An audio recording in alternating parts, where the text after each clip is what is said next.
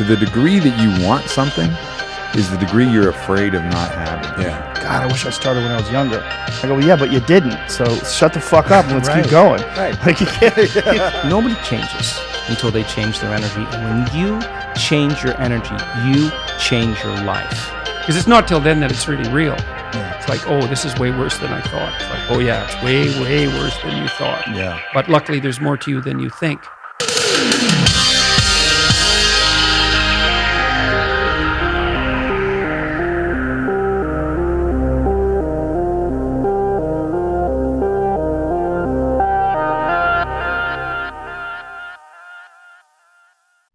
Peter, welcome back, my man. Thank you, sir. Good to see you again. Yeah, good to see you again as well. It's been a minute. It has been a minute. A few things have happened. Not much. I mean, I don't keep an eye on what's going on out there. You tell me. What have I missed?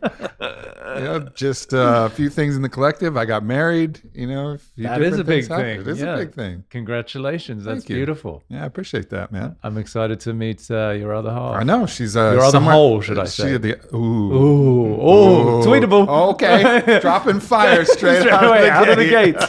You complete me. No, you don't. No, you don't. I'm We're complete. Both complete. Wow. Superimposition of two complete spheres. Did we just revolutionize what it means to be in a relationship? I think so. And I think that's the whole point of this idea of sacred union, right? It's this idea that it's not two broken halves that just happen to fit together. It's like, no, these are two complete sovereign beings. And I love where this is going already. Those two people can sometimes come together and just make an even stronger force, exponentially so, potentially, because that energy kind of mingles. And that's certainly what we've found. It's just the healing potential, the growth, the doubling up on our mission, on all of the things that we care about and the support for each other. It's been really an exponential boon. As it should be. I'm very happy for you, my friend. And she's a lucky gal. And I'm a lucky guy, and you'll get to meet her at some point. She's out somewhere in the back of this fine abode. And to share my epiphany of I can't wait to meet your other whole. Oh, your other whole. Which I might have to rephrase that.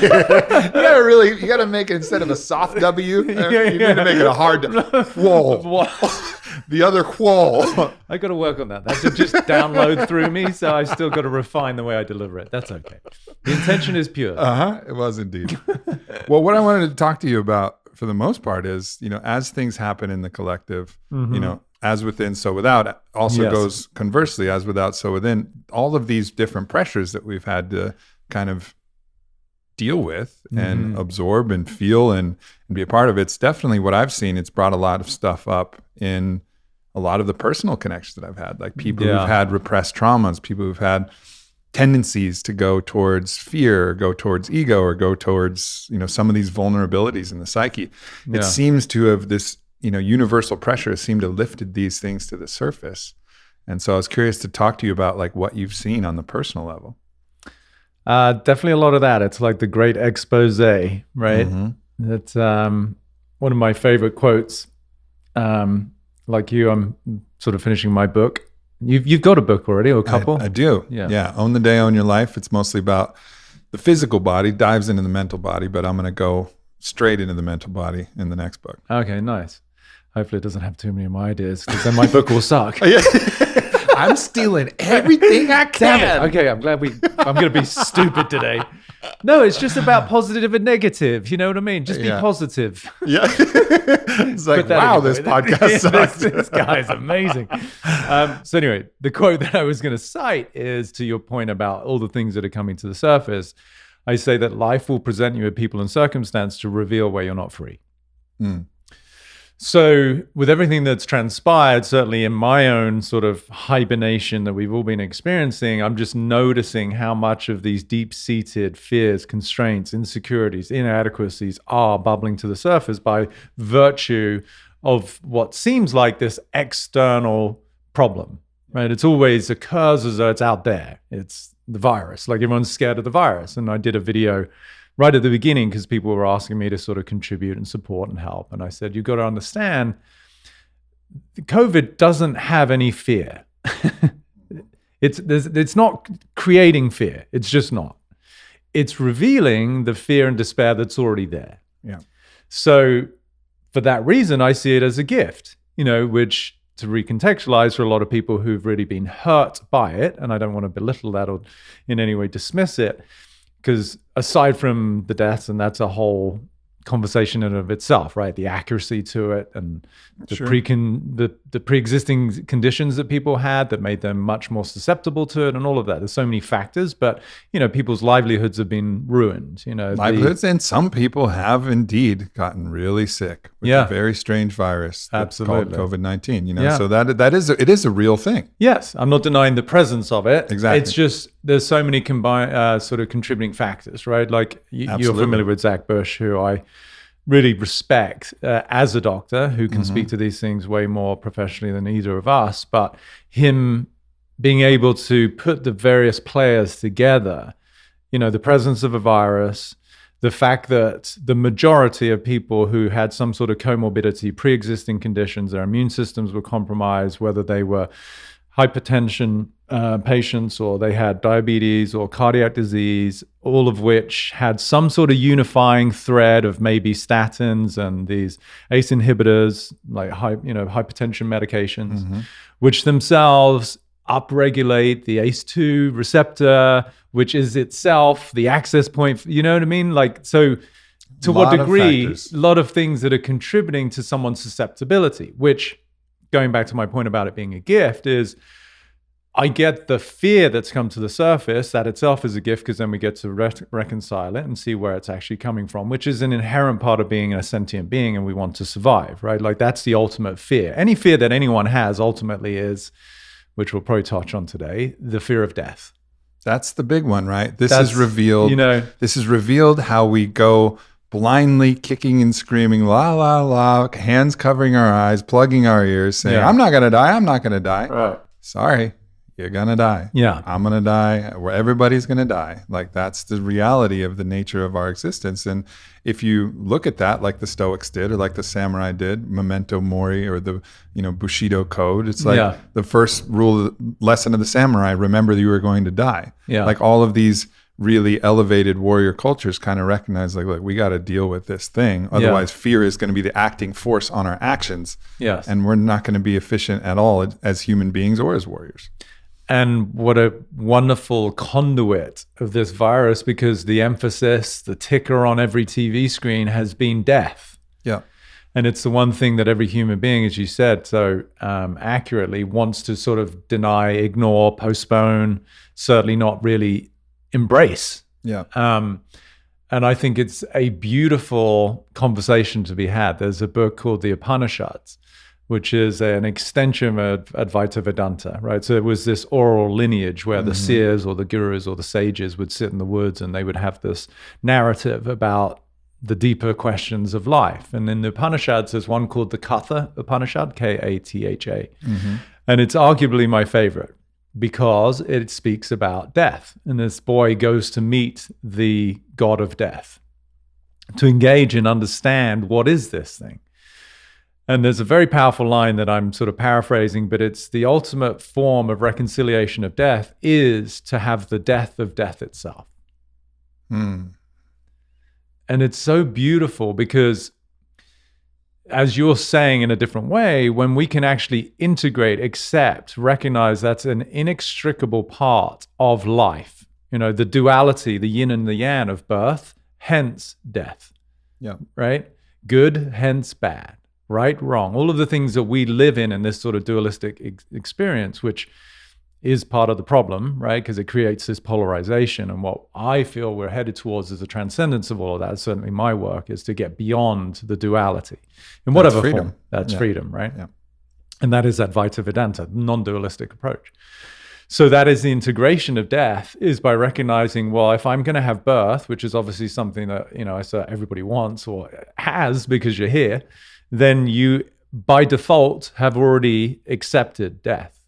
It's like, I don't step in front of a mirror and then not see a reflection. It's inextricably connected. We're already dead. Right. I mean, it just hasn't happened yet. The moment we're born, we're dead. Right. So the only illusion is time. Yeah, is one of my favorite quotes, right? Like, so it's our relationship to time, and that's where all of these emotions come from, right? Fear. What is fear? As an acronym, people use the expression future events appearing real. And I sort of twisted that a little bit and say it's the fear experienced as reality. Oh, great! I can steal that from my book. Yeah, Perfect. put that in. You know, that I had this great. I modified this acronym. I just had this real download one day in Venice. Really profound. I was in this deep meditation. I'd done ayahuasca, kombu. I'd done a whole bunch of shit, which is the only way I would have accessed something so profound. Wasn't from that Peter Crone guy. No. That's how I'll cite it. Not from Peter Crone. Right. Yeah, exactly. You give attribution to certain people. But my quotes, no, this is not from Peter. So thank you. That means a lot to me. Yeah, for sure. So if you look at the actual context of past and future, it's a bizarre thought when most people hear it, but they actually only occur in present. Mm-hmm. You're never actually in your history and you're never in your future. They're only conversations. They exist only in language. They're constructs. Exactly. Yeah. Based in words, which, if we want to get really esoteric, is really a form of vibration. So as vibrational sentient beings in a vibrational universe, if I have a vibrational conversation in my head about a future that I'm perceiving that's not good, then guess what's going to happen? I'm in a state of resistance, therefore I'm in a state of suffering, therefore it is the precursor to dis-ease, or it is dis-ease, creating disease. Mm-hmm. You can use that in the book. It might be too deep for me, Peter. Right, yeah. I don't even know if I can follow that. In the second book. I'll take my time. I'll pump the brakes. Yeah, no, I love that though. Yeah. So, when I really got that, it's like I ask people, especially clients, like, where does the future occur? Where? And most people are like, well, it's sort of out there somewhere. And I'm like, no, it's with you right now between your ears, right? Yeah. And when you really get that, especially because, I work with a lot of pro athletes, it's helping them understand that the very thing that they're trying to avoid, they already are experiencing. And now they're just taking this adaptation response or this approach, a strategy, a behavioral adaptation to a concern of a future that hasn't happened yet, modifying who they are, which is now an aberration of who they are naturally as a talented athlete, because they're trying to avoid a future that they've forgotten, that they projected and made up. And then they wonder why they're not actually, quote unquote, realizing their potential. Well, because you've literally become a different person in order to survive a fictitious idea that you created, that you forgot that you created. Yep. All right. So how about this? Sure this is something that I've personally struggled with, because one of the ways that you deal with fear is exposure and response therapy, right? Like, so if you're afraid of something, you immerse yourself in that thing and eventually it becomes less scary.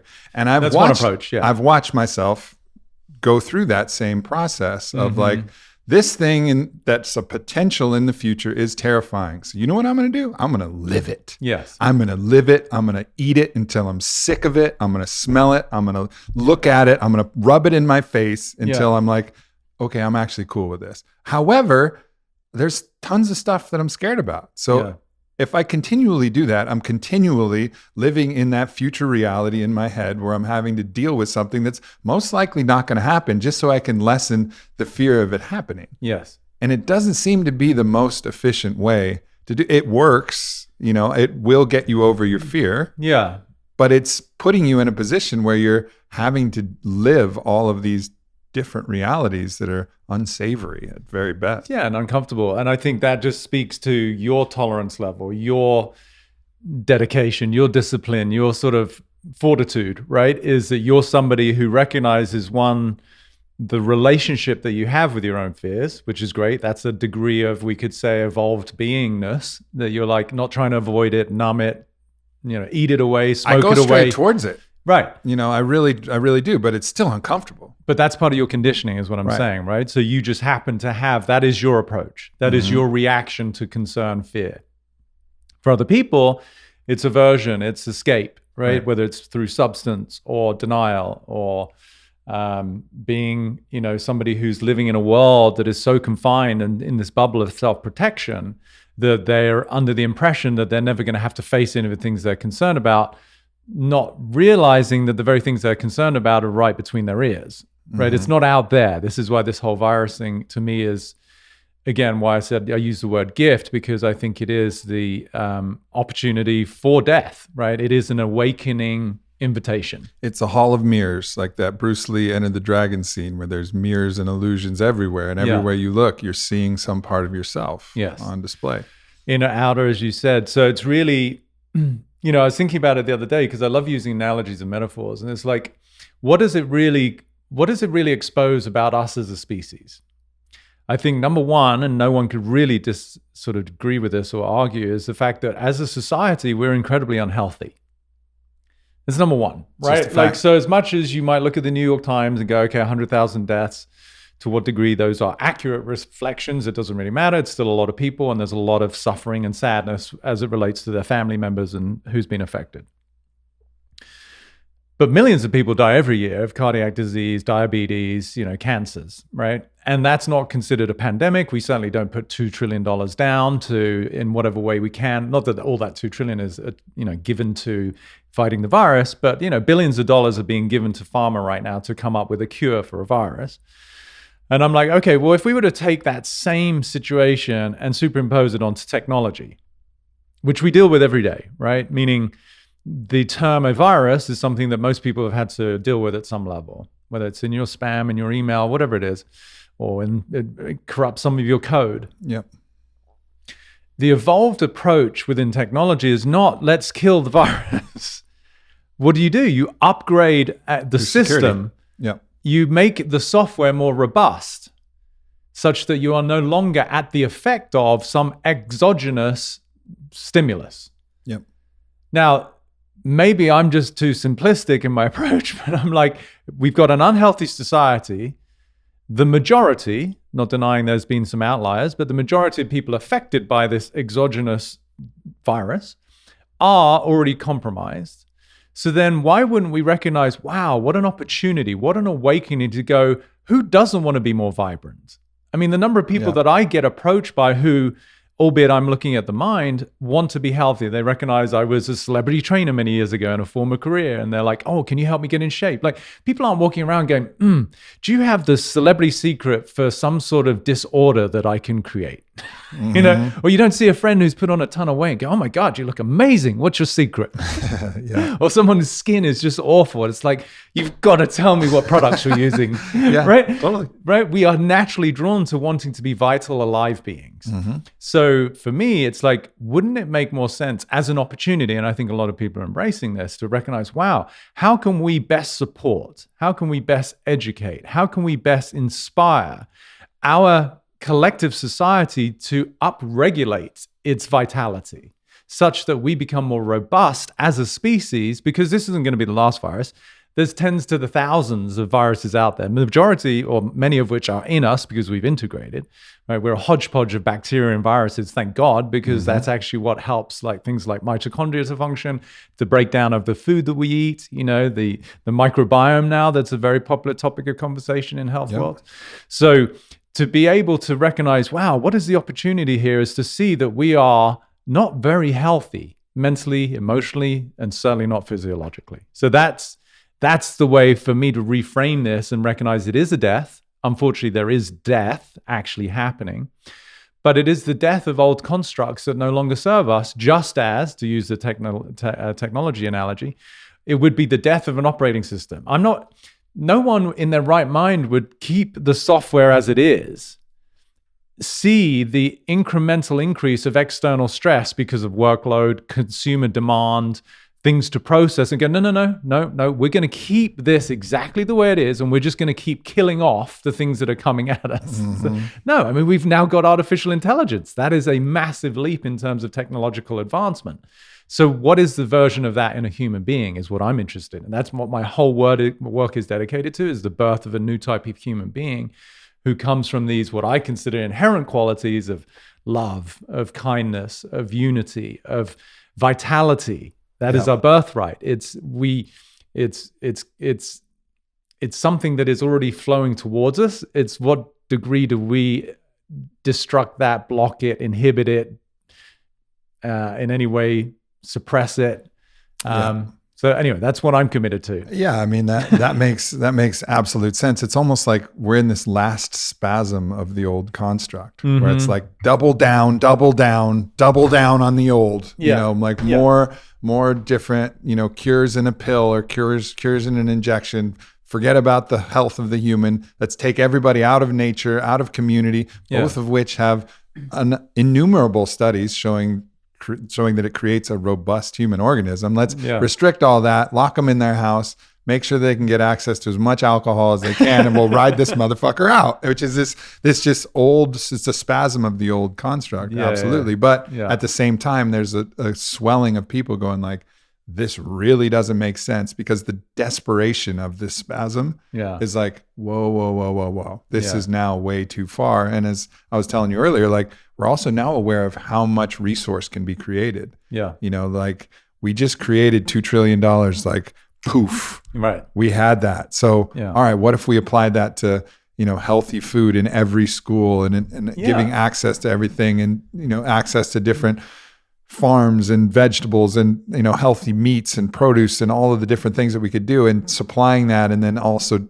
educating people on all of the things that we know to be beneficial. Like, so I think all of that is good, but nonetheless, one of the things that's causing people to reach for this double down on this old paradigm is our inability to deal with fear. Yes. And just in and of itself. Mm-hmm. And still, like, as I was saying, like, for me, exposure and response therapy is the way to do it. The first time I really encountered my fear of death was my very first ayahuasca journey. Mm-hmm. It had me go through a variety of different scenarios where bugs were crawling in my eyes and exploding out of my ears. And I was like, that's horrid. Right. You know, and then I was sliding down a vine of thorns naked. It was eviscerating me, genitals first. I was like, that's horrid. Right. But I was still okay with all of that. There was eels coming in and eating my organs from like in my stomach. And then finally I was like, okay, you're cool with all that. Now you got cancer. And I was like, no, like, that's not cool. Like, I'm not cool with that. My uncle died of cancer. You know, I had a personal aversion to it. Yeah. And eventually I had to sit with it for like 2 hours. Yeah. And the person next to me had puked on my socks. It was a completely miserable experience. And I'm sitting with this, and finally I was like, fuck it. Like, I accept it. I went through all of the things, all of the potential treatments. Am I going to do chemo? Am I not going to do chemo? Am I going to try, you know, to harness the power of the mind? And, you know, because I was still very aware of the placebo effect and how we can harness that for ourselves. Even at that point, the first time I did ayahuasca, it was like going through all these scenarios, what my resistance was, whatever. Yeah. But none of that was working. I was still terrified until finally I was like, all right, if I got it, I got it. If I die, I die. I've lived a good life so far, and hoka hey. And as soon as I did that, ayahuasca, like, embraced me like from the movie Avatar, where Awa just puts all the tendrils, hugs me back into the earth. And I was like, you don't have it, silly, you're healthy. And I was like, oh man, wow. But anyways, so that's the same model that I use for all of the stuff that I have, for the most part, is like, all right, if I just sit in this and accept it long enough, then I'll get over it, and it won't kind of affect me in the same way. But I'm just curious, is there a way to accept it without having to feel it? Without having to have thorns go through your genitals and eels in your stomach? Well, no, that's the only way, buddy. Damn it, I got to really slide down the vine of thorns. Isn't that like, sounds like a game show? What was that show where they had to bounce on the Red Balls? Like, oh yeah, do you remember that? It was hysterical. Wipeout. That was it. Yeah, no. I mean, look, what you shared is so beautiful, and I could talk for a long time about cancer itself as a conversation. My mum, you know, passed when I was 7 of cancer. But what I really want to, for the audience to point out, and what you just shared, that's so, I think, the real crux of what you got is when you put your hands down and go, all right, fuck it. You know, it's like, there's that surrender. So what is surrender? Surrender is the byproduct of the release of resistance.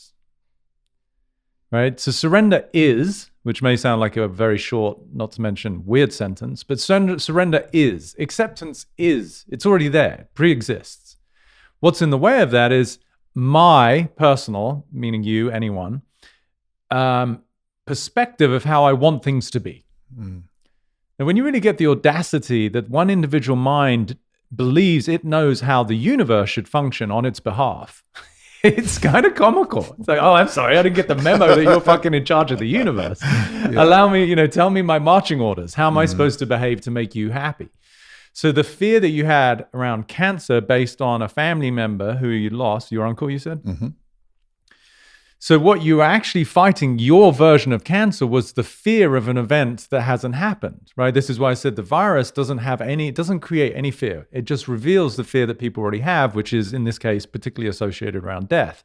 But it's not death of them, it's the death of their persona, the death of their identity, the death of their beliefs, their aspirations. Mm-hmm. But boy, is it so liberating when you can get over that crap. Yeah. Unbelievably so. Right? That is awakening. That is moksha. That is enlightenment, right? Is where, and that is my passion. If there's something that fires me up, it's like getting somebody on the other side of their constraints, getting somebody on the other side of their fears and limitations. That's really my whole work. Yeah. But most people are doing everything they can to hold on to them, like with this vice-like grip of like, no. I'm going to prove to you that I'm a not good enough human being. You know, it's like, wow, that's super inspiring. And you wonder why tenacious. You wonder why your relationships aren't awesome and you're not making the money that you'd like to make, right? Because you're not wanting to die to the illusion of inadequacy, for which you've got all the evidence from your history because of the way that your parents spoke to you, or because you were picked last in a particular sports team, or because your high school coach spoke to you in a certain tone and you felt that you were a failure. You know, some of the things actually that we talked about with you, and when you were 17 in that game, right? And you pulled out of the game last minute and you made that mean something about you as you'd let people down, you know, and then you carry that as this sort of emotional burden, which then dictates your thoughts, your feelings, your actions, and consequently your results. It's a natural cascade. So what is the real excitement for me about death? It is the death of the idea of yourself, not the death of who you are. It's quite the antithesis, because the death of the idea of yourself is actually the precursor to the life of your true self. I mean, when you really get that, it's like, holy shit, like, why wouldn't I want to continually die to the illusion of who I am that is really just an inherited narrative? Primal, for some of us, like, you know, humans have these primal survival mechanisms, and then we've got all of our anecdotal sort of personified versions of that, because our uncle said this and my mum said that, or my parents divorced here, and you've got the evidence as to why you don't feel like you're enough, or you're not wanted, or you're not going to be okay. But it's really the life you're looking to access is on the other side of these deep-seated subconscious patterns of inadequacy and insecurity that you ironically don't, you know, through no fault of your own, are trying to defend or disprove or hide, right? Which is all the while just reinforcing. Yeah. So that to me is what, to come back to your original question, what's coming to the surface with all of my clients and friends and people I'm supporting is these deep-seated fears that are all self-projections, the inner fight, the inner battle, the inner virus, the inner cancer.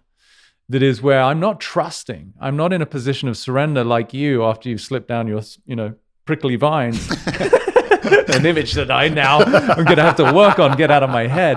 But anyway, to find that sense of true liberation on the other side of any concerns that really are very deep-seated and part of like the human tapestry, which for reason there's just compassion and kindness to one another, that we're all doing the best we can within the limits of our own awareness.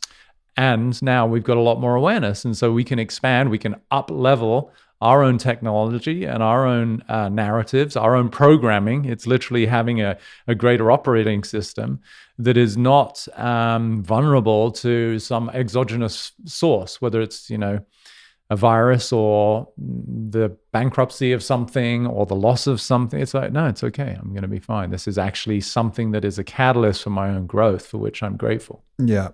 We've talked a bit about the death of the body. And in some ways you could look at the body as a construct. It seems very real. We can touch it, whatever, but it's an idea, you know, still. It's an interface. Actually, it's an interface. And you can really look at it from different perspectives and see that it's mostly just molecules and energy, frequency, vibration. Like, look at all these things that's actually happening. We're mostly empty space. Exactly. You know, if you actually look at that. So space. It starts to get a little squirrely there, but it's real enough, you know, and that's a real enough part of us. And similarly, it seems that our identity construct, well, you know, call it your ego, but I prefer calling it your identity construct, is also something that we're willing to fight to preserve. Yeah. Whatever we believe our identity to be, we'll fight to preserve that, similarly to how we'll fight to preserve our body. Yes. It's like we think that's us. Our mind thinks it's this certain identity. And so when something challenges that, because maybe we're not as effective as we want to be, or maybe we're not as perceived, you know, in quotes, good as we think we are, or all of these things, something is challenged about our identity. Yeah. We will treat that like we treat our own fear of our physical body dying. And that's why people fight, because it's a perceived threat. Yeah. If somebody says something that is in conflict with your own beliefs about yourself, even if it's a compliment, right? Like if we look at it at the most benign level of somebody saying, "Oh, you look beautiful." But if that person's view of themselves is I'm not pretty, and it's a girl who maybe was made fun of, or maybe was heavier when she was in middle school, or whatever it was, and girls can be mean, and now she has a construct where she feels that, oh, I'm not pretty, and somebody pays a compliment because she's wearing a gown.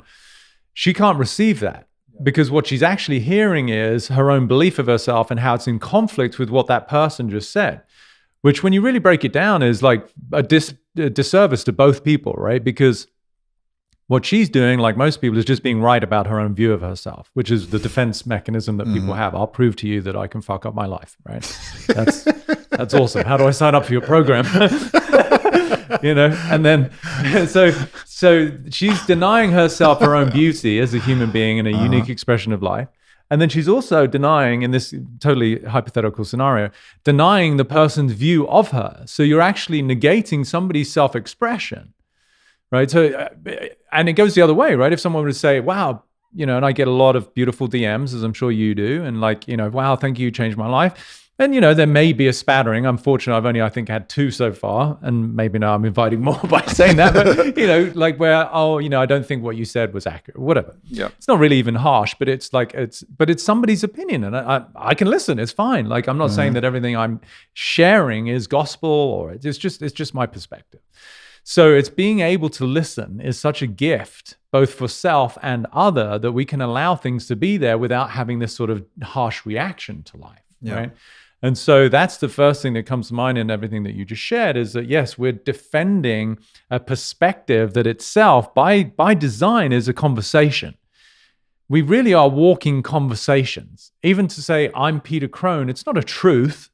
It's convenient, because like I can file taxes under that name. And if someone sees me across the street, like, hey, Peter, it's like, I'm not going to ignore them because it like resonates with my own narrative, right? But it's not who I am. I was a baby before I knew that I was British or Peter, or, right? These are all constructs that are superimposed on top. Again, they're pretty benign. They don't actually do anything. It's just to locate me in time and space. But the things that are detrimental and damaging are the constructs that are sort of the self-loathing, the restrictions, the inadequacies, the insecurities. And that is what I find most fascinating about, you call it the identity, I call it the ego or persona, where we will defend and fight for the limitations. It reminds me of a story. My first pro athlete was a PGA Tour golfer. Super talented. This is now like almost 15 years ago. So it was interesting for me. It was exciting because I thought, I get to work with pro athletes. And we did very well in the first year. He was two plus times his average. So he made about 1.1 million as an average without me. Made 2.5 in our first year together. So, if you're a business and you're 200% fold, that's good. That's great.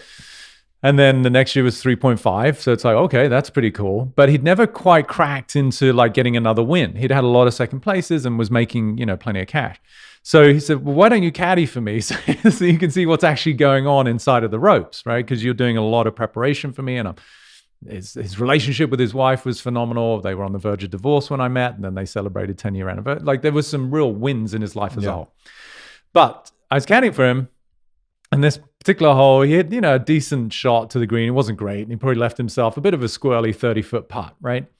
And it wasn't the best part of his game. And so he turned around to me and he said, watch me 3-putt this. Now, for those of you who are not educated in golf, that's not something you want to do. Right? Allow me to explain. Ideally you want to do one. That's called a birdie, right? If you're 1 under par. Yeah. And in worst case, you do a nice lag putt, you tap it in, you walk away with par, and you hopefully have a better shot in the next hole. Mm-hmm. So what it really revealed is where, in a very unconscious, self-preserving way, his identity was saying, look, at the deepest level, one of his constructs is, I can watch me fuck it up, or I'm a failure. So that particular dialogue that he shared with me of watch me 3-putt this was a survival mechanism in language. Because what he's saying is, I'm scared. I have a history of messing things up.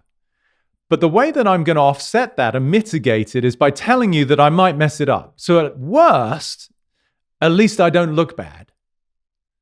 If you can follow the cascade of that behavioral adaptation, it's very human, for which reason there's just nothing but compassion and love, which is all I held for him.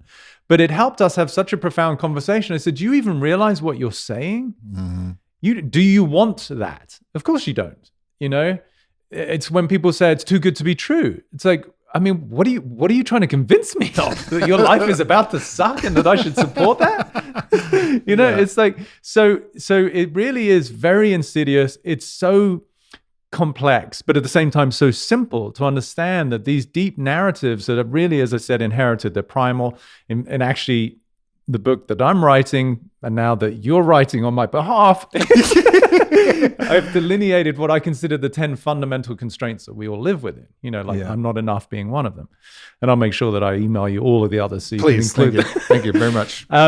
So there's an innocence about it, right? Like, it's like we're just humans doing the best we can. And fundamentally beneath that, what are we all looking for? Love and acceptance. Why? Because I would assert that our primal intention is a sense of belonging, because we are, quote unquote, all connected. There's this unity that already exists.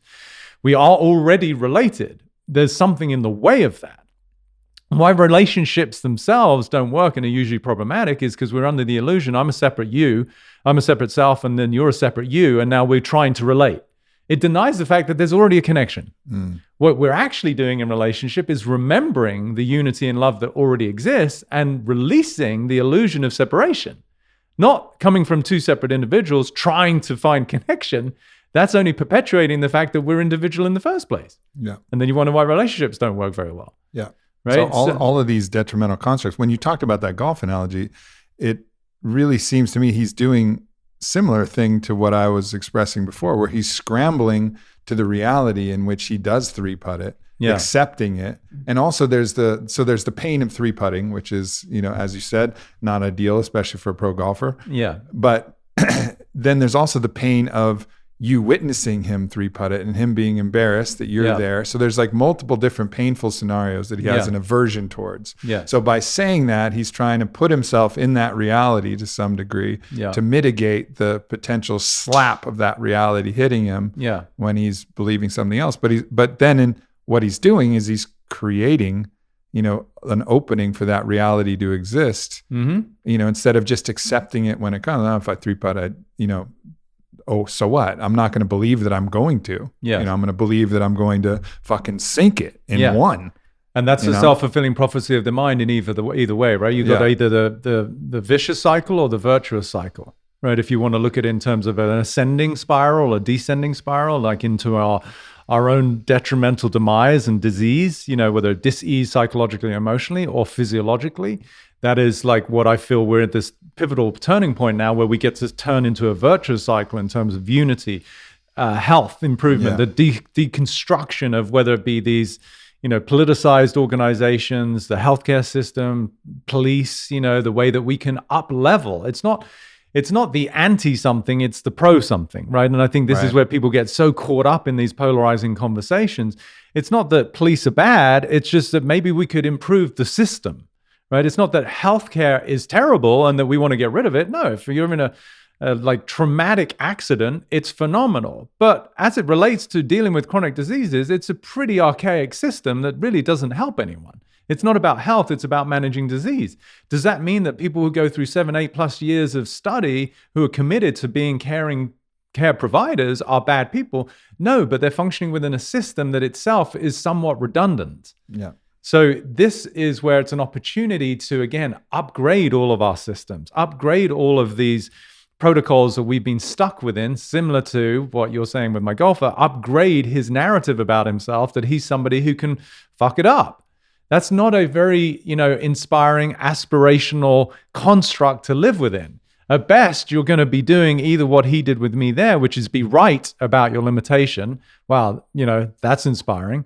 Or you're going to be doing everything you can to force yourself out of it. Either way, you're reinforcing it. Yeah. Right? It's the person who has to be a perfectionist as a behavioral adaptation to the belief of inadequacy. Yeah, if they're not perfect, they're not worthy of love. That's the root of perfectionism, right? Yeah, it's that fundamental fear of some form of insecurity or inadequacy. But the inadequacy itself is a construct, aka it's a lie. It's not a truth. It's not who you are.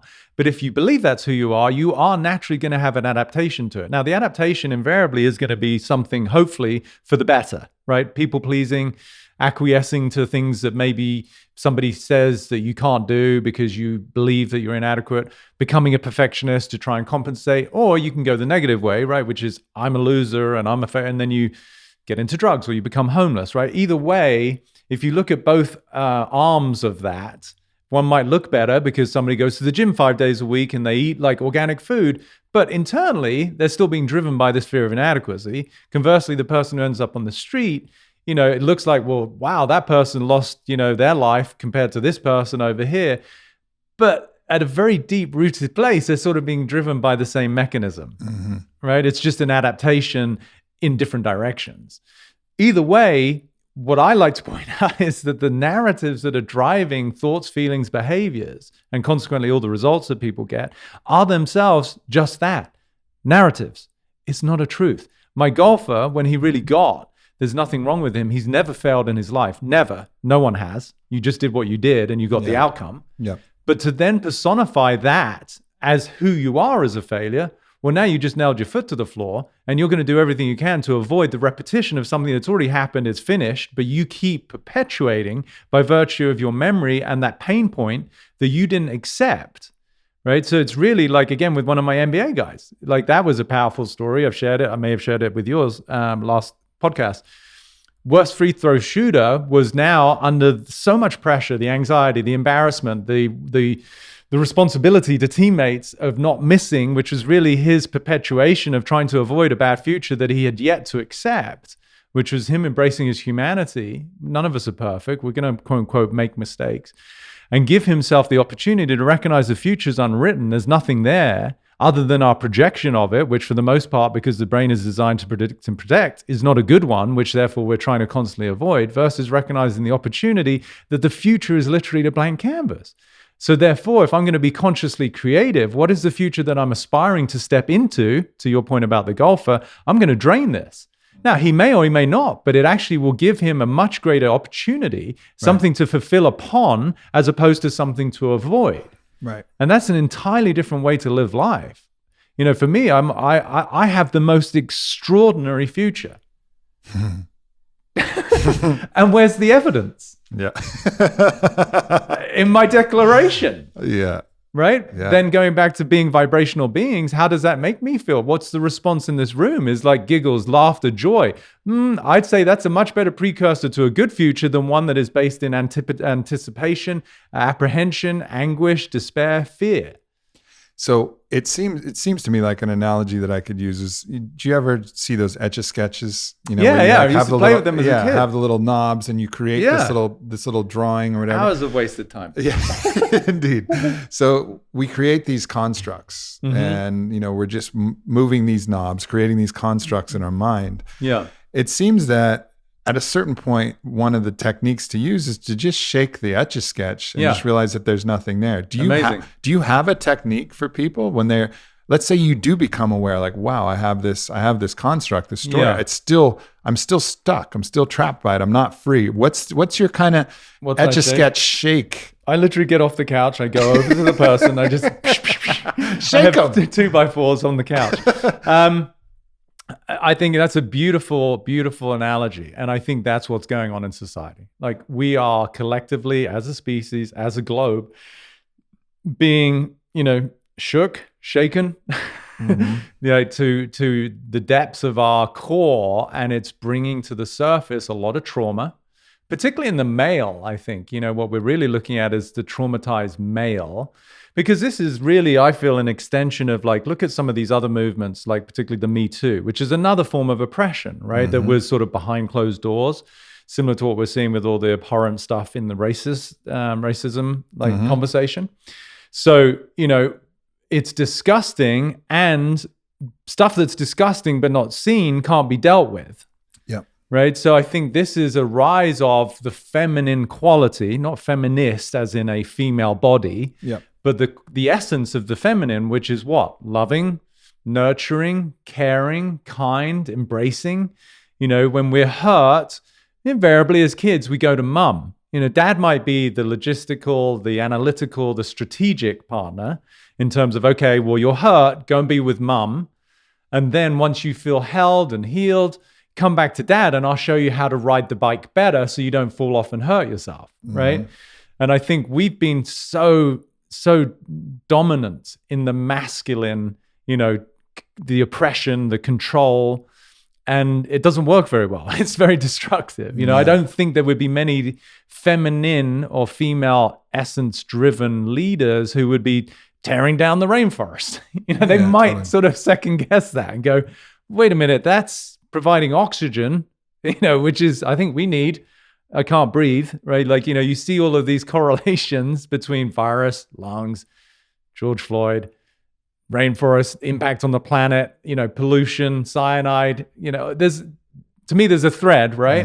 Which is what is the most important part of a human being's existence, is the capacity to have prana, to breathe. Right? Yeah, and not be restricted or oppressed or in any withheld way, right? in Like any the way weight at all. on, you know, exactly, the energy of oppression. So sort of as a segue, but basically, yes, that whole conflict that is internal, that is being expressed externally, is the shaking. It is like, wake up. You're killing yourselves. You're killing each other. You're killing the planet. It's not the best plan. Yeah. And I think it's important to note too that what you're talking about from the feminine archetype, that quality can be expressed equally in either gender. Exactly. That's why I said it's not the female body. It's not actually has to do with whatever genitals you have between your legs. These are just archetypes that we're using these words to describe. Yes. But it certainly seems that this is a big shakeup of the way that the masculine energy itself has, you know, oppressed and tried to control and tried to, you know, snuff out all of these different attributes of growth, life, love, equality, you know, nurturing, support, you know, all of these different things that, you know, we're now seeing like, oh shit, you know, we're out of balance. We're way out of balance here. And that goes back to reinforcing what I was saying about, I think it's a gift at great expense. I'm not denying that there's been a lot of suffering along the way. And, you know, for that, I have nothing but kindness and compassion, and I'm doing whatever I can to support my community, you know, and do things like this to hopefully give people a greater sense of hope and inspiration and responsibility for their own integrity, and where maybe they can improve their own health and their own communities. But it is that upgrade. It is an evolution into the essence of nurturance. And look at it, it's Mother Nature. Yeah. It's the feminine, right? You know, that is what ultimately sustains all of us. You know, being yoked to the sun, which then grows the plants that then, whether you're plant-based or you eat animals that eat the plants, that is the transference of that energy. But when we're adulterating through GMOs or like the glycinates or whatever it is that gets, you know, the roundups that are sprayed across all of our crops, right? And then they're polluting our rivers and it's contaminating this and that and the air quality. You know, it's like, you don't have to be a rocket scientist to go, okay, well, that's probably not good, you know? And then that is a cascade into the dis-ease psychologically and then physiologically, which then fuels the chemical shitstorm that people are exposed to through no fault of their own, but they're being prescribed all of these drugs that then they have to take in order to mitigate, manage the diseases that they're creating because of the precursor to the fact that they don't have a vital lifestyle. But it's very difficult to have a vital lifestyle when the food you're eating is already, you know, contaminated and it's toxic, and you're living in an environment that itself is compromised, right?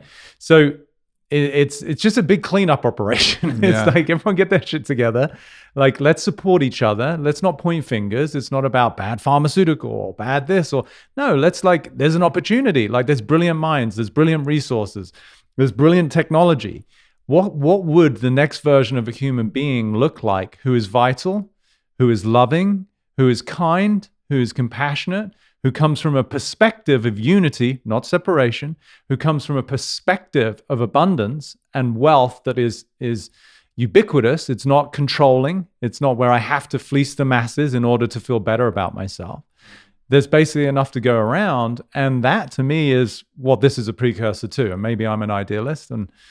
Well, it's definitely the opportunity for that. Yeah. You know, every crisis presents opportunity. You know, I think that I've heard it expressed that the Chinese kanji for crisis also is the same symbol for opportunity. Okay, like those cool. are woven together, and that's certainly the spot we're in. And I think, So there's a couple parts of this. One is, it seems like the crux of what you're saying is the necessary first step, which I absolutely agree with, is awareness. Yes. Like we become aware 100%. of all of these different qualities. And predominantly within ourselves. Yeah. Within ourselves, Yeah. of course, because Yeah. it starts there, Yeah. looking in the mirror hard and Yeah. finding any tendencies for any of these different, excessive dark masculine qualities that we've been talking about. Again, talking about the archetype of this, the archetype of oppression, control, dominance, greed, all of these different attributes. Judgment, disease. Who doesn't say, oh, you're a fucking idiot to themselves at some point? What is that? That is the energy of judgment, oppression. It is the antithesis of love and acceptance. Yeah. Sorry. So become aware of that. Then what's the next step beyond what's the next step beyond the awareness, where you're just like, all right, like I'm aware of this. Yeah. And then where do people go from there, especially as it concerns like the inner universe? Oh, I know. I wasn't expecting us to get that far. You haven't written that part of your book. Damn yet. it! How am I going to finish mine if you don't answer that question? I just want all the answers. No, it's a beautiful question, and it really is usually the very sort of natural next step. One word: practice. So it's awareness, practice. And what am I practicing? I'm practicing what I become aware of. I'm practicing, so in my golfer situation, practicing the awareness of the fact that he had a tendency to self-sabotage by virtue of the deep-seated belief that he thought he was a failure or someone who could make a mistake. Who would you be in the absence of that constraint? Who would you be in the absence of that fear? Oh my God, I'd play so free. Great, practice that. So just think about, you go for an instructor, like you and I play tennis, right? So, let's say you took a lesson or golf or whatever anyone's into. You look at yourself through the eyes of a peer, another aspect of you. You think it's another human being, but it's really life providing a different perspective of you for you, which is, it goes back to my thing about relationships and the beauty of listening and getting other people's perspective. The instructor, the teacher, the guide points out something that you're oblivious to.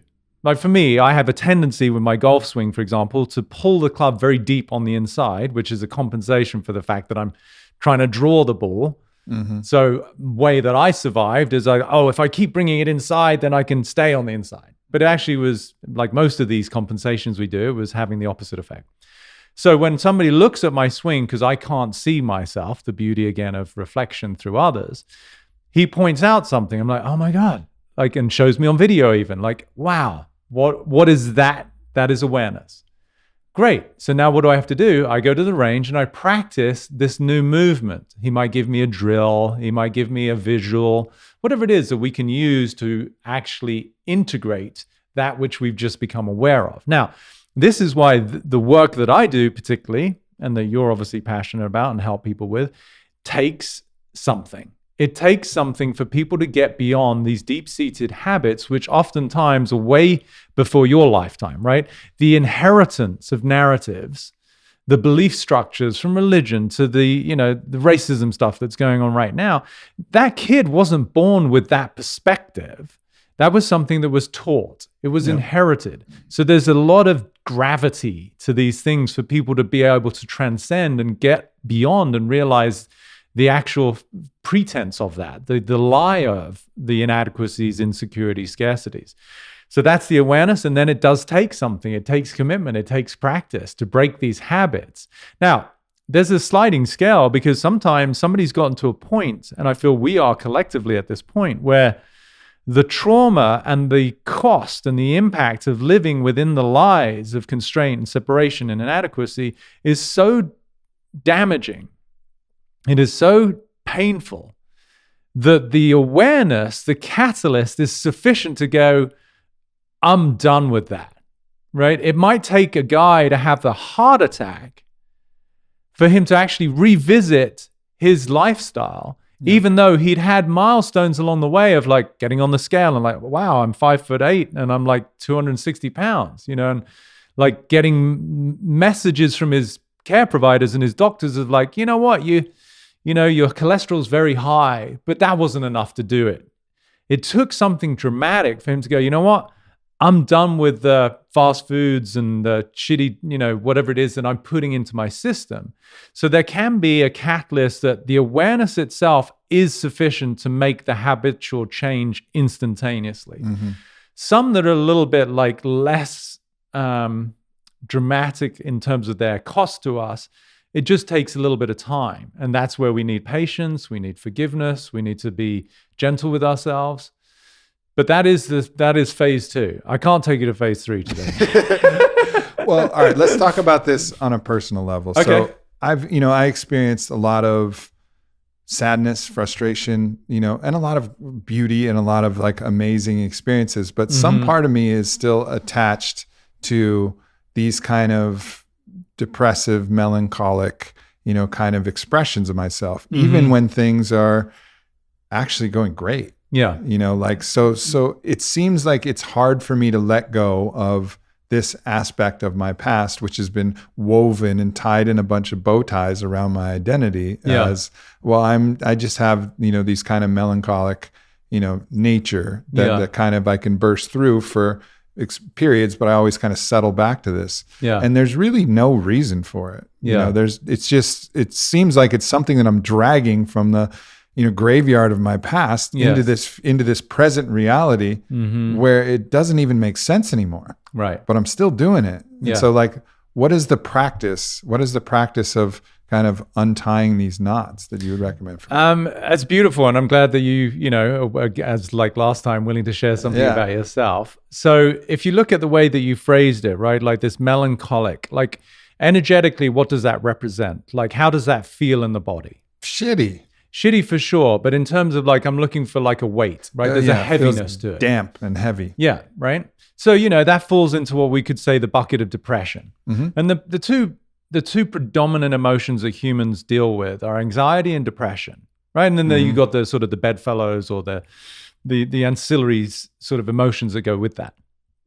So we look at yours, depression. Well, if we were to associate either of them with time, depression is a past-based emotion. Anxiety is a future-based, right? So your tendency, therefore, what I hear immediately is, okay, one, you're going to have mimicked that at some level. I'm not denying that you've got your own versions of heaviness, but often one of the greatest, ways that we learn as humans is by mimicking. Our care providers, our parents, whoever it is, people that we aspire to or we look up to. So at one level, there may be a lineage, because you said it's almost like it feels like this graveyard version, which could actually be prior to you, right? Like maybe there was a tendency, and again, My dad. Okay, there you go. So there may be a depression that is a lineage that you have energetically inherited. No different to somebody saying, oh, well, I'm Christian. You're not. And, going to get a lot of DMs now. You may subscribe to the tenets of Christianity, which is beautiful, and that's a choice. But if you're declaring yourself as that, you're stuck, and that's going to create more segregation and separation. And invariably, it's not something you chose. It was something you inherited because your parents were. None of which is wrong, but let's just understand the mechanics of what's actually going on, right? So likewise, so if your dad, you're telling me he had a depressive tendency or he struggled with depression. So you're in a household where energetically you're exposed to that. Not good or bad. It's just like, if you grew up in Madrid, you're going to learn to speak Spanish. Why? Because you're exposed to that, right? So, okay, great. So we can see there's that part. So there may be a predisposition. And, somebody might, even from a perspective of genetics, say, okay, well, you've got certain makeup that has a tendency towards that in terms of chemicals.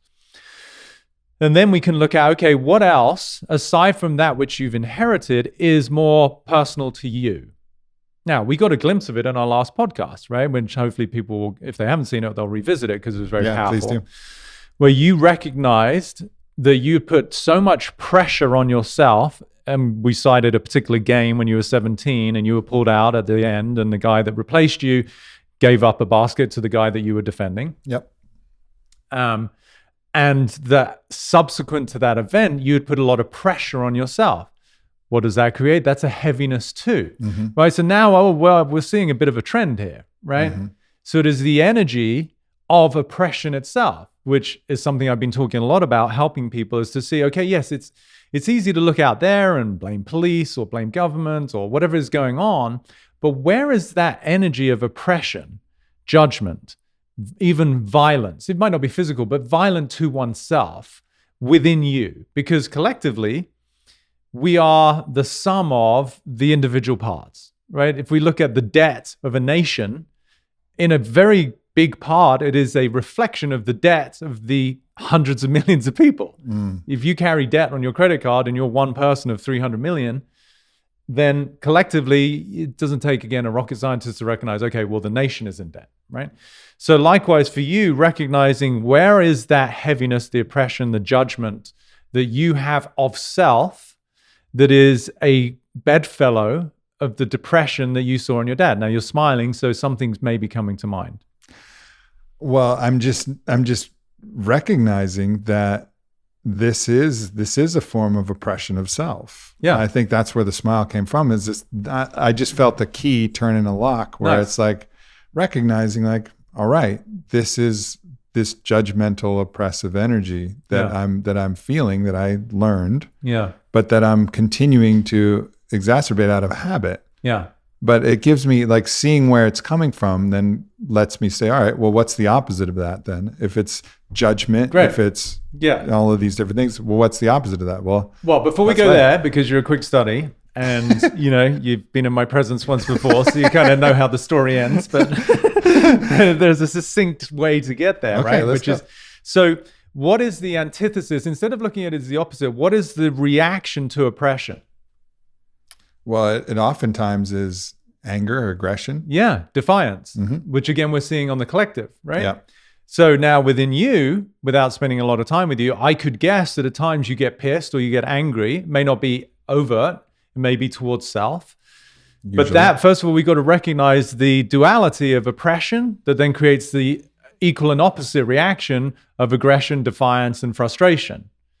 So now you're in this battle, which is the war within, which is now expressed in the world outside, because you take, again, billions of people who have their own version to varying degrees, and you put them all on a ball of mud floating through space, well, then that ball of mud it's got a lot of that energy.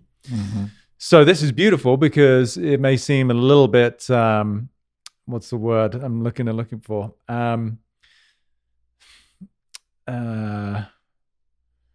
Not self-righteous, but like I would assert that even in sitting in this conversation, we're healing the planet, right? Because if we can together in this conversation, mitigate, offset, reconcile some of the oppression that you have, maybe all of the oppression, then that's a little bit that is now removed from the collective. Yeah, we're stealing marbles from the giant palette of marbles of oppression. Yes. We're taking our own little part. Amazing. So now we've got, like, similar to this, it's a little bit uneven, but like, the yin and the yang of this, like, mat, the white and the black, that is the conversation out there, the oppression and the defiance.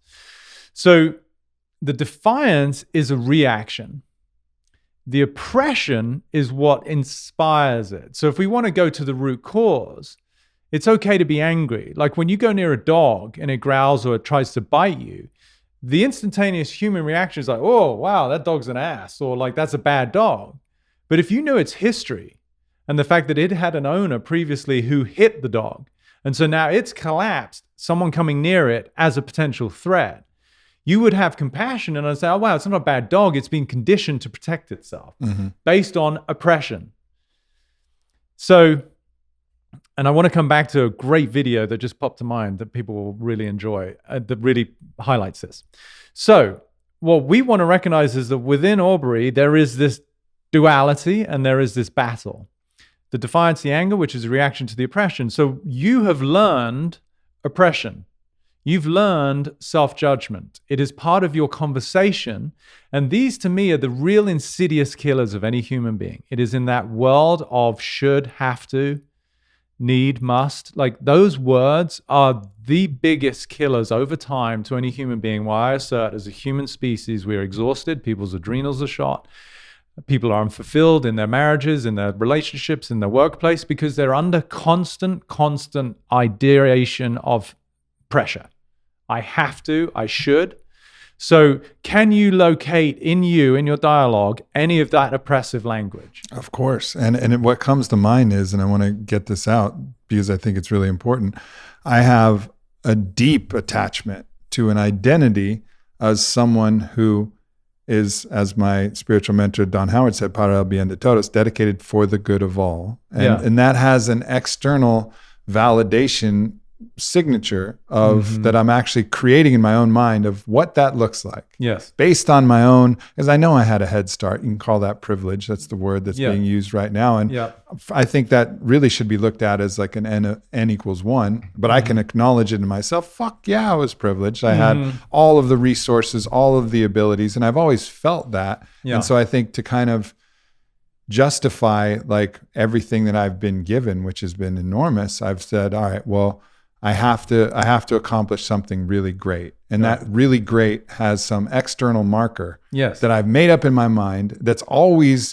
elusive. No matter what I accomplish, it's always a little bit farther and it's a little bit farther and I'm never quite there and I'm never quite doing enough. And I'm constantly judging myself and which is actually limiting me from doing the very best that I fucking can. I'm like 100%. I'm just constantly dampening myself because I'm saying that I'm not doing enough, I'm not good enough, I'm not helping enough, I'm not reaching my potential. And that's actually the thing that's limiting me from reaching my potential. Amazing.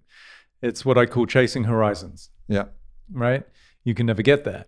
So beautifully articulated. And if you listen to the language, you say, I have to, whether it is, transform the planet and make a difference, and especially with the backdrop of this privileged lifestyle. I've worked with a lot of people who did have beautiful, resourceful, like full FULL lives, who then feel the sort of the weight and the burden of like, wow, I better make sure that I do something with my life because otherwise, I really effed up, right? Right.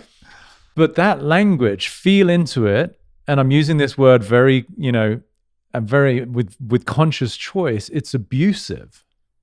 Agreed. Now, why I use it is because you look at the abhorrent behaviors that are happening out there that are abusive, disgusting, as an extension of the essence of the energy that is prevalent and present within every human being. So what is the opportunity for real healing? It is to recognize, to expose, to bring awareness, phase 1, to where am I abusive? Where do I carry the energy of abuse within myself? Where do I carry the energy of oppression, of judgment within myself? To which I am naturally going to have what we see on the other side, the defiance, the depression, because that interchange is heavy. It creates weight. When I help people with procrastination, this is the dynamic we're talking about. Why am I not realizing my potential? Because you're in conflict with the judgment of yourself and then the apathetic response of defiance. Either you go angry or you go withdrawn. Right? Fight, flight, or freeze. Think about it, right? Fight, anger. Flight, run away, fucking ignore it, skip town, I'm not going to deal with it. Freeze, complete apathy and procrastination. You tend to probably be more in the fight bracket just because of your constitution, but it's still a byproduct of the oppression, the dialogue, the narrative that you have, which is self-inflicting. And it's not your fault, it's a mechanistic approach, it's human, which is to say that there is something fundamentally wrong with who you are and what you're doing. So now we can start to get to where you were getting to. But first, I just want you to presence that because it's very real for you, right? Yeah. And there's massive cost, not only in terms of, as you said, your capacity to make a difference, which we highlighted last time beautifully. What's really hit a nerve for you is that you genuinely care about people and you really want to make a difference. But in the space of the construct that you're always letting people down, that is completely thwarted. Yeah. Right? At best, you're maybe improving people. But because you really want to make a difference, but you're too busy beating the shit out of yourself. And again, I'm using a broad stroke. You're not doing it every day. But that energy is still present within you. Your ability to truly impact change is completely compromised because you're too busy being right about the fact that you're not doing enough. Yeah. Yep. It's crazy, right? Yeah. It is. Have another drink or take another pill or, right? Yeah. So now this is so beautiful because I guarantee there's not one person out there by virtue of the fact that they're human who can't relate to this mechanism within themselves to whatever degree, to the heights of insanity where they're really taking that and superimposing on others and abusing others, or to the fact that they're just a recluse who is just living in a complete state of stagnation because they're too scared to get out there because they're just a failure and what's the point? They've completely resigned themselves to the fact that they've got nothing to offer because they've got a dialogue about themselves, which itself is completely judgmental and abusive. Yeah. But it's a conversation. And the one thing I know for sure is everybody can transcend a conversation. So is it true, Aubrey, that there is anything that you should do? Yes or no? I know the right answer. The right answer is no. You're not the listening. right answer is no. Right. Thank you. It's a hard answer for me to give. It's a hard answer for the part of you that is habitually conditioned to believe that you should be. Agreed. It's not for you. For you, it is a liberating answer. For the real you beneath the surface of the narrative that you've inherited, reinforced over time for 3-4 decades, it is a conflict to what you currently believe. It is nonetheless the truth of what is on the other side of the construct you've been stuck within, for which reason it's emancipation. Abso-fucking-lutely. Beautiful. So now stick with me. In the absence of the belief that there's anything that you should do, feel into the energy of it. In the absence of the belief there's anything you have to do, what becomes available in the way that you feel, we got a glimpse, and what becomes available for you and what becomes possible. The feeling it's a feeling of effervescence, where the other was damp and heavy. This is like bubbles in a champagne glass. It's like rising without any effort at all. Yeah. And from that, I can also feel the magic of my brain coming alive and the magic of creativity and all of these different things that are associated with that kind of energy, that freedom, that liberation from this heaviness is now all available because I'm excited, I'm inspired, I'm fired up. And it's really remarkable, and I think what you were saying is so important. It's really remarkable how we're attached to certain aspects of ourselves that we want to prove as correct that are not serving us. Yeah, not at all. It's quite the antithesis. So this is beautiful. You're such a joy to be with. You're such a great listener, apart from the fact you didn't quite answer my question. You'll be a better listener. So it is really such a gift to be with you because of your audience and the impact that I hope this has, but also for people to recognize that just by design, the human aspect of us is built to be in conflict, to create resistance. And it's a very detrimental, disease-ridden approach to being human. It denies our vitality. It cuts off our aliveness. The world doesn't need Aubrey Marcus to do more shit for it. It doesn't. What the world is desperately craving is a human being who embodies the essence of love and peace of self. So you just sitting with me, it just gave me tingles. You sitting with me in the last 5 minutes, I would assert, is more profound and palpable and powerful, and the impact that you just made compared to 2 decades of you striving to do something externally that might make people's lives better. Because energetically, the resonance of what you just embodied, and that will take practice to live from, is what we crave as a species. Is a man, particularly a white man, who is not coming from the energy of oppression, judgment, self-loathing, that then is being met with the defiance of anger and frustration and control, but rather transcends all of that and comes from a place of self-acceptance, of humanity, of kindness, of gentleness to self, of love and unity with self and other. That is the precursor to an entirely different type of human and consequently an entirely different society. Amen. I'm out. The proverbial mic has been dropped. Man, it's such a pleasure. Thank you so much. Yeah. It's like I always get so much out of, talking to you on these podcasts. And I know so many people do as well. As I was saying earlier, the last podcast we did, I've had more people reach out and say how impactful that was for them to drop in. So just thank you for everything you do, man. Dude, thank you for being just a living example of what everyone's craving. And really, really, I'm excited, as much as there's a lot of housekeeping to be done here. I really am excited for what this is the birth of, to go full circle to how we started this. It is the death of an era. It is the death of archaic models, both internally, externally, that don't serve who we're becoming. It doesn't serve the capacity of a human being and who we can be in our vitality and our compassion and our unity and our capacity to work together. That is the exciting frontier that we're on. Mm-hmm. But it is the painful death process, and ask any mother, the birth process ain't easy either, Mm-hmm. but it is the joy of the miracle of life itself. And what we just went through, I truly hope, is a snapshot, trailer of coming attractions for what we can find within ourselves, which is this grace, this ease, this serenity, this sense of true peace that we are humans doing the best we can. And for that reason, we can be kind to each other. No one's perfect. No one's got all their shit together. We're all masterpieces and works in progress, as I tell people. And to meet each other where we're at, without the dialogue of abusive judgment, self-loathing, oppression, all of the rest of it, that is something that I'm excited to be a part of, would make for a much more joyous human experience. I agree. Tell people for a second about your course, Free Your Mind. Just a little snippet of like what that initial question was, because I think that's pretty compelling.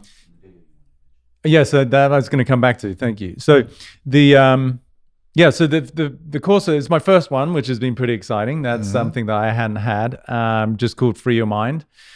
And so there's two main components to it. There's something called insights, which is where I just speak through some of these distinctions, like what is the ego? Why do we have suffering? Why do we struggle? Why do we, have these relationship woes? And then there's a series of questions that I take people through. What is the fundamental concern? Because really what we are trying to do is survive, right? Every being wants to survive. And we have this incredible brain, which is always looking to predict and protect so that we can survive. But as you've just seen, it's invariably the greatest obstacle to our vitality. So really, I'm helping to delineate what are some of these mechanistic ways that as humans we function, and what becomes available on the other side of that, which you just tapped into a little bit with freedom and liberation of like, wow, who would I be if I didn't think that I constantly had to do something? Mm-hmm. Then the other part, which I find to be phenomenal to watch, even though it's coming from me, is I work with 4 people I've never met before.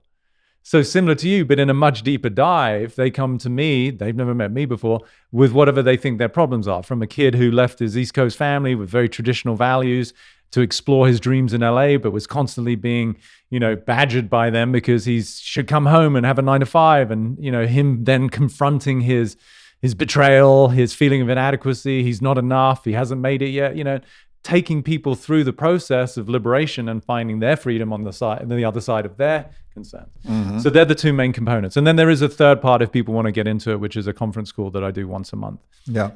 So that's cool. So I'm really excited. That's great. Well, it gives people access to be able to kind of liberate themselves, which is really what we're here for. Absolutely. That to me really is why I love you, and I love these conversations. Is the expression I use is life is not about perfecting circumstance. It's about evolving spiritually. Yep. And you just gave a glimpse to your audience and for yourself of what does it mean to evolve beyond the current version of yourself. Part of you just died. Congratulations. Woohoo! Oh my God. It was hard. I didn't want it to die. It was my abuser was my friend, Stockholm syndrome. And it is that sense of possibility, newfound opportunity, the birth of something new. Yeah. Because I said I'd say it, there's a video that I'd love people to check out. It's called Step Inside the Circle. And boy, is it moving, because it's a woman, and I forget her name, but boy, do I tip my cap to her, where she goes into prisons.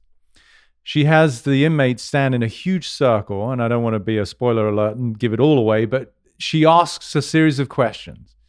How many of you grew up in a family with one parent? Take one step. And so she asks a series of questions where every time there's a yes to the question, they have to step inside the circle. And boy, is it revealing about the people that we judge, that we incriminate, that we say are bad. You see the correlation between those who are in the circle, who were absent from the experience of love and nurturance that we were talking about earlier. It is a direct correlation. They never got to learn the language of love. They learned the language of survival, of violence, of neglect, of dismissiveness, of abuse. Yeah. So are they bad people, or are they conditioned to act in a way that is a reflection of the environment in which they were raised? So, and this is what we're doing right now, is we're revealing our own conditioning, how we've all been raised primally, meaning it's human, it's generational, personally in our own lives, and what becomes available to each of us on the other side of the constraints that create all of this internal angst.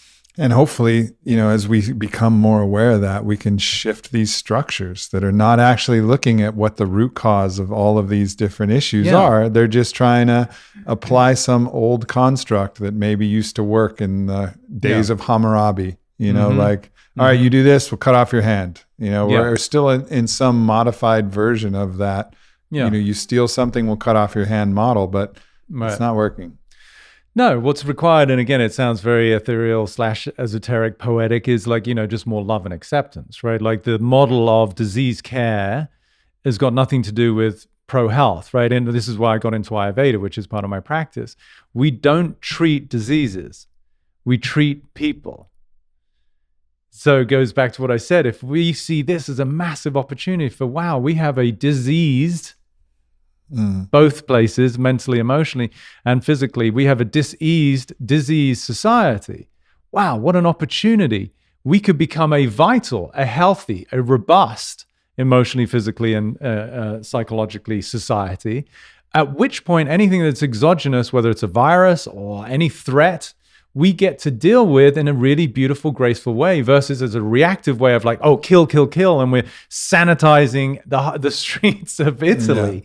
It's just, that is asinine. I'm sorry to use the word. It's just, it makes no sense. It just is, it's an ignorant approach. Not wrong, no judgment. Ignorant meaning the absence of knowing. Like, I'm ignorant to speaking Swedish, right? I don't know how to do it.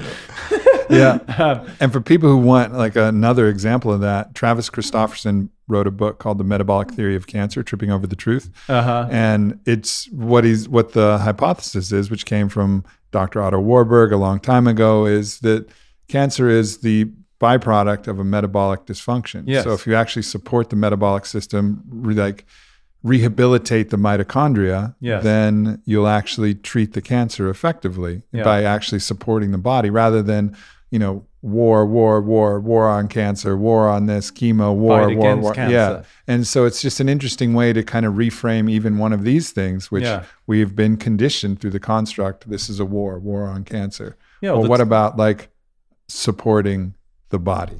And the same against the virus is the enemy. What's even crazier, it's got a nationality apparently. It's a Chinese virus. Remember all of that? Like, it's nonsensical and using the language of battle, right? Versus, what if, this is maybe too late in the conversation to really start, but what if I could love the virus, right? Wow. Part 3. Part 3, Peter comes back. But it's so powerful, because recognize like what happens in fight. You go into brace, you go into impact, you go into tension, which is resistance, which is whether it's your ability to breathe in your lungs constricted, your circulatory system, your digestive system, everything that clamps down is stagnation and death. Versus the opening is the release, the flow. Right? Like, think about even something every day for a lot of women, particularly constipation, right? That is where there is not a natural, healthy, vital flow of food that you eat, digest, metabolize, waste products, release, right? That is really just the flow of sustaining life. But if I'm in a state of brace, where I'm in conflict with, I'm holding tension towards, I'm trying to avoid, I'm now stuck. I'm not allowing something to flow through me. And this is a whole nother conversation I have with cancer. Like, the fight against cancer is the perpetuation of cancer, because fighting energetically, emotionally is the precursor to the disengagement of cells that now run mutant, because they're like in conflict with quote unquote your body. So that whole paradigm of fight, it's done. Yeah, that which you resist persists, and it doesn't mean you can't take resistance. Doesn't mean you can't take some practical measures, or you can't get treated. We're not saying any of that. We're just talking about the energetics of how we approach this stuff. And really, to sum this all up, love your shit. Love your shit. Love your shit, literally and metaphysically. Down a vine with spikes and fuck it. Yeah, I love it. Can I go again? No, it is. Love is the embrace of what is, right? And that would make for a very different experience of being self, being other, and being with the planet, which is kindness, love, acceptance, compassion, unity versus resistance, and just that versus that. Oh, beautiful. Peter Crone official. Did I get that right? Yes, his Instagram, petercrone.com, his website. And just a joy to be with you again. Thank you for having me on. And much love, so much love to everybody out there who has got their own version of what you just shared, because we all do. Kindness, gentleness, your oppression's not going to go overnight, but just notice it and go, wow, why am I beating the shit out of myself? I'm the only me. And that warrants some reverence as far as I'm concerned. No doubt. So much love to everybody. Thank you. Peace. If you enjoyed this video, please make sure to subscribe. Also, share with any friend that you think might benefit from it. And lastly, go to aubreymarcus.com, sign up for my newsletter diary, and you won't miss a thing.